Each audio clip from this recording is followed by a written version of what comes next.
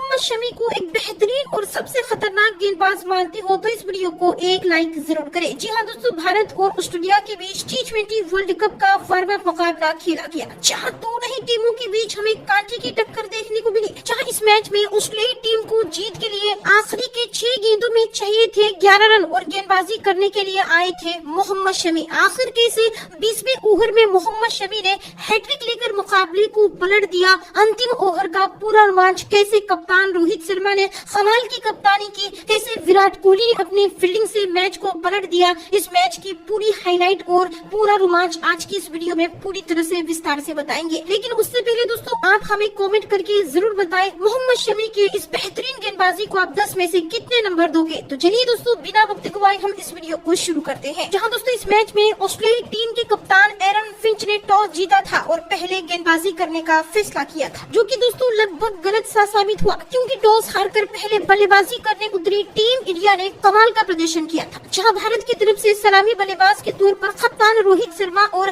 KL Rahul की विस्फोटक जोड़ी बल्लेबाजी करने के लिए उतरी। जहां इन दोनों खिलाड़ियों से शुरुआत से बेहतरीन बल्लेबाजी की उम्मीद थी। इन दोनों खिलाड़ियों ने शानदार प्रदर्शन किया, खासतौर पर केएल राहुल चौके और छक्के बटोरते रहे। जहां तीसरे ही ओवर में राहुल ने एक गगनचुंबी छक्का और एक बेहतरीन चौका जड़कर ओवर में तहलका मचा दिया। वहीं पर चौथे ओवर में स्टोइनिस की जमकर पिटाई हुई। चौथे ओवर में केएल राहुल ने खतरनाक बल्लेबाजी का रूप धारण कर लिया। इस ओवर में राहुल ने एक गगनचुंबी छक्का और एक के बाद एक 3 क्लासिकल लवली चौके जड़ दिए। जहां इस ओवर में राहुल ने 20 रन बटोर दिए। जी हाँ, राहुल कुछ अलग ही अंदाज में नजर आ रहे थे। जहां छठे ओवर में केएल राहुल ने 1 रन लेकर अपना अर्धशतक पूरा कर लिया। इसी ओवर में रोहित शर्मा ने भी अपना गियर चेंज करते हुए एक और थंपड़ छक्का जड़ दिया और एक बेहतरीन चौका जड़ दिया। जहां 6 ओवर में ही टीम इंडिया बिना कोई विकेट गंवाए 69 रन बना चुकी थी। भारतीय टीम को बेहतरीन शुरुआत, एक से बढ़कर एक शुरुआत मिल चुकी थी, लेकिन 8वें ओवर में भारत को पहला बड़ा झटका लगा। जहां मैक्सवेल ने बेहतरीन गेंदबाजी कर राहुल को एस्टन एगल के हाथों कैच आउट करवा दिया। जहां केएल राहुल ने अपनी इस पारी में 33 गेंदों में 57 रन बनाए और पवेलियन लौट गए। जहां राहुल की पारी में 3 छक्के मौजूद थे। इसके बाद दोस्तों 9वें ओवर में भारत को दूसरा बड़ा झटका लगा और कप्तान रोहित शर्मा भी ग्लेन मैक्सवेल के हाथों कैच आउट हो गए। जहां रोहित शर्मा भी 14 गेंदों में 15 रन बनाकर पवेलियन लौट गए। जी हाँ, राहुल और रोहित के विकेट के बाद भारतीय टीम के रनों की गति थोड़ी सी धीमी हो चुकी थी। 10 ओवर तक टीम इंडिया 2 विकेट पर 89 रन बना चुकी थी, लेकिन 11वें ओवर में विराट कोहली और सूर्य कुमार यादव ने एक बार फिर से विस्फोटक बल्लेबाजी का रूप धारण कर लिया। जहां कोहली ने पहले तो एक और गगनचुंबी आकाशीय बेहतरीन छक्का जड़ दिया और इसी ओवर में सूर्य कुमार यादव के बल्ले से भी 2 बेहतरीन चौके देखने को मिले। जी हाँ, कोहली और सूर्या काफी बेहतरीन बल्लेबाजी करते हुए नजर आ रहे थे, लेकिन 13वें ओवर में मिचेल स्टार्क ने बेहतरीन गेंदबाजी कर विराट कोहली को मिचेल मार्श के हाथों कैच आउट करवा दिया और विराट कोहली भी 19 रन बनाकर पवेलियन लौट गए। लेकिन दूसरी छोर से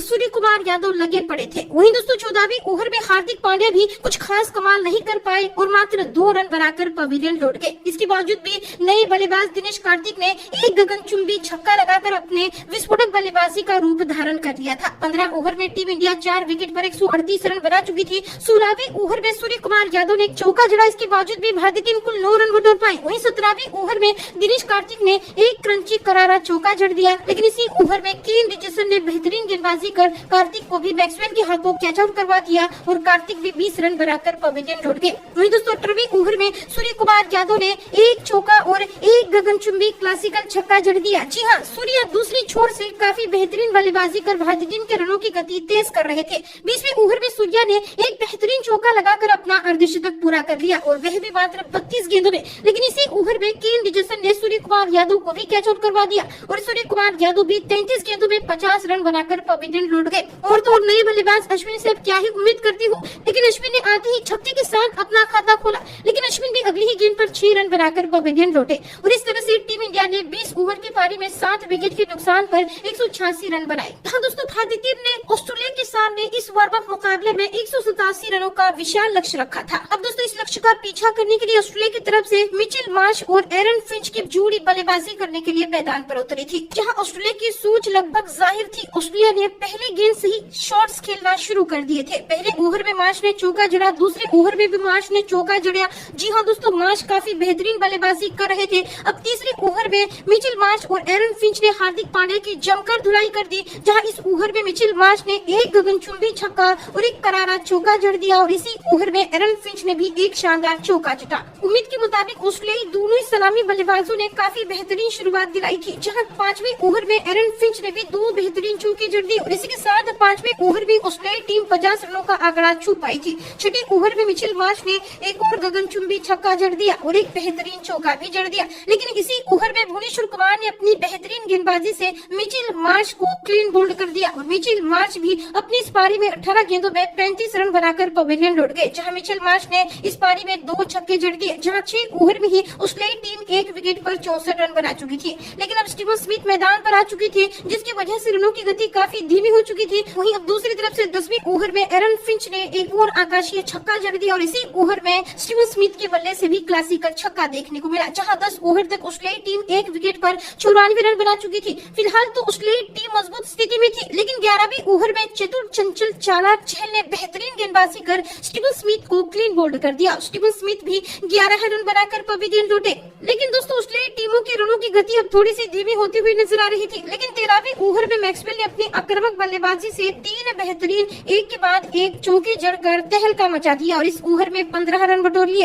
अब मैक्सवेल से काफी बेहतरीन बल्लेबाजी देखने को मिल रही थी। दूसरी तरफ से एरन फिंच ने भी अपना अर्धशतक पूरा कर लिया था और लगातार चौके जड़ते हुए नजर आ रहे थे, जहां दोस्तों 15 ओवर में ऑस्ट्रेलियाई टीम 2 विकेट के नुकसान पर 144 रन बना चुकी थी। ऑस्ट्रेलिया के हाथों में गेम लगभग था, यानी कि जीत की दहलीज पर ही थी ऑस्ट्रेलिया की टीम, जहां आखिरी की 30 गेंदों में ऑस्ट्रेलियाई टीम को जीत के लिए 43 रनों की जरूरत थी। लेकिन 16वें ओवर में भुवी ने बेहतरीन गेंदबाजी कर ग्लेन मैक्सवेल जैसे खतरनाक बल्लेबाज को कार्तिक के हाथों कैच आउट करवा दिया और मैक्सवेल भी 16 गेंदों में 23 रन बनाकर पवेलियन लौट गए। वहीं दोस्तों 17वें ओवर में मार्कस स्टोइनिस ने एक बेहतरीन चौका तो जड़ा, लेकिन इसी ओवर में 10 रन अश्विन ने खर्च किए। वहीं दोस्तों 18वें ओवर में बेहतरीन गेंदबाजी कर अर्शदीप सिंह ने मार्कस स्टोइनिस को भी कैच आउट करवा दिया और स्टोइनिस भी 7 रन बनाकर पवेलियन लौट गए। लेकिन इसी ओवर में कप्तान एरन फिंच ने एक क्लासिकल क्लब छक्का जड़ दिया और इसी ओवर में टीम डेविड ने भी एक स्ट्रिकी चौका जड़ दिया, जहां दोस्तों 18 ओवर तक ऑस्ट्रेलियाई टीम 4 विकेट पर 171 रन बना चुकी थी,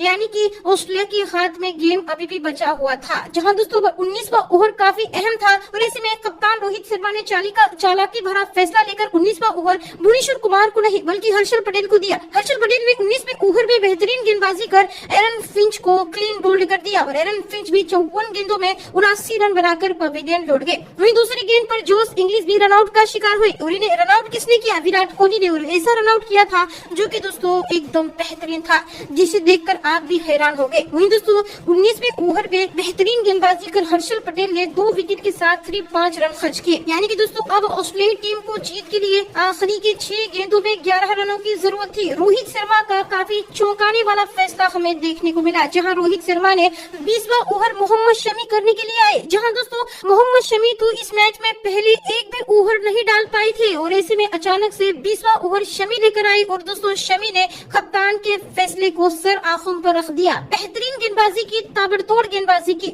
जहां दोस्तों शमी ने पहले 2 गेंदों पर 4 रन खर्च किए, यानी कि आखिरी की 4 गेंदों में ऑस्ट्रेलियाई टीम को 7 रनों की जरूरत थी। ऐसे में लगभग ऑस्ट्रेलियाई टीम इस मैच को जीत चुकी थी। लेकिन तीसरी गेंद पर क्या, शमी ने बेहतरीन गेंदबाजी कर पैट कमिंस को विराट कोहली के हाथों कैच आउट करवा दिया और विराट कोहली का कैच भी काफी ज्यादा आश्चर्यचकित करने वाला था। विराट कोहली आज अलग ही फील्डिंग करते हुए नजर आ रही थी। पैट कमिंस 7 रन बनाकर आउट हुए। वहीं दोस्तों 3 गेंदों पर 7 रनों की जरूरत थी। इसमें चौथी गेंद पर शमी ने खतरनाक गेंदबाजी कर एस्टन एगर को भी रन आउट कर दिया और एगर भी मात्र बिना खाता खोले ही पवेलियन लौट गए। वहीं अब 2 गेंदों पर 7 रनों की जरूरत थी। किसी भी हालत में अब ऑस्ट्रेलिया को छक्के की जरूरत थी। ऐसे में दोस्तों 5वीं गेंद पर शमी ने एक बार फिर से धुआंधार गेंदबाजी कर यॉर्कर गेंद फेंकी और जसप्रीत बुमराह की याद दिलाई और जोश इंग्लिश को क्लीन बोल्ड कर दिया। वहीं दोस्तों आखिरी गेंद पर 7 रनों की जरूरत थी, यानी कि मैच टाई करने के लिए ऑस्ट्रेलियाई टीम को छक्का लगाना था। तो ऐसे में शमी ने आखिरी गेंद पर केन रिचर्डसन को यॉर्कर गेंद डालकर क्लीन बोल्ड कर दिया। इसी के साथ भारतीय टीम ने इस मैच को 6 रनों से जीत लिया और आखिरकार शमी ने खुद को साबित कर दिया कि वह T20 क्रिकेट के अभी भी सबसे खतरनाक गेंदबाज है। जी हाँ दोस्तों, वापसी करने के बाद शमी ने जिस तरह से गेंदबाजी की, इसे देखकर उनके आलोचकों के मुंह पर ताले लग चुके हैं। जी हाँ, शमी का ऐसा प्रदर्शन वाकई भारतीय टीम के लिए T20 वर्ल्ड कप जरूर जिताएगा। दोस्तों, ऐसे में शमी के इस बेहतरीन प्रदर्शन पर आपकी महत्वपूर्ण राय क्या है, उसका जवाब आप हमें कमेंट करके जरूर दें। इस वीडियो को एक लाइक जरूर करें, इस वीडियो को शेयर जरूर करें, चैनल को सब्सक्राइब जरूर करें।